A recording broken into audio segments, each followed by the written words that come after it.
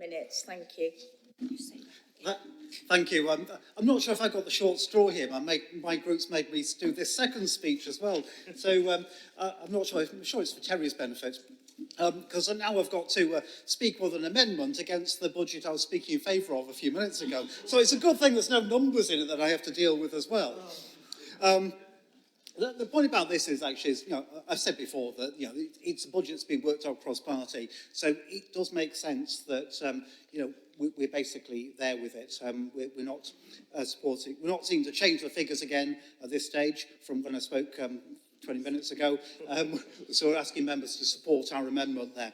Basically, it's because, there's a lot of good ideas in there still, and you don't need to put numbers on there.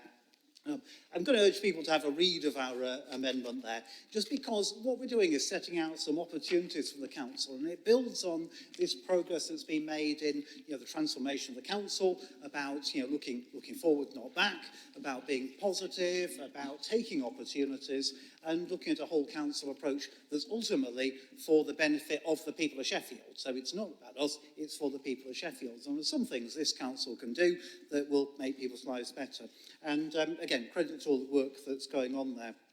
I was going to mention the fact that, in our amendment, we list all those things, right from what we can do as a council to leverage the huge amount of money locked up in pension funds that all our staff pay into, and this council pays into, and see what can be done to maybe finance the massive challenge of net zero, the whole climate change issue, the fact that we declared a climate emergency and still got a long, long way to go on that, despite the really promising things that are happening. There's still a long way to go. We're also supporting the local economy there. And the other end, we've got to mention graphene heating. So I think anyone who's put forward an amendment that doesn't mention the word graphene is missing a trick there. Graphene heating is just one of those innovations that might or might not work. As a council, we've got to try it out. As a council, we are trying it out. There is a trial going on now, and see whether this could be a better, more sustainable, more comfortable, warmer, and therefore healthier form of heating of our tenants' homes. We hope to see a bit more of that in the future. Looking at the other amendments, so we've got quite slim pickings on the other amendments this year, and in previous years there's been a whole range of different changes to the core budget. The Lib Dem and the Community Councillors put in a range of issues, some of which we'd agree with, some of which we don't. It's unfortunate we just get to vote on block today. Some of the ideas should be explored further. We don't agree with cutting funding to trade unions, and we don't agree with cutting funds for the public transport, buses, trams, walking and cycling that are in those other parties' amendments. We're not going to go with those.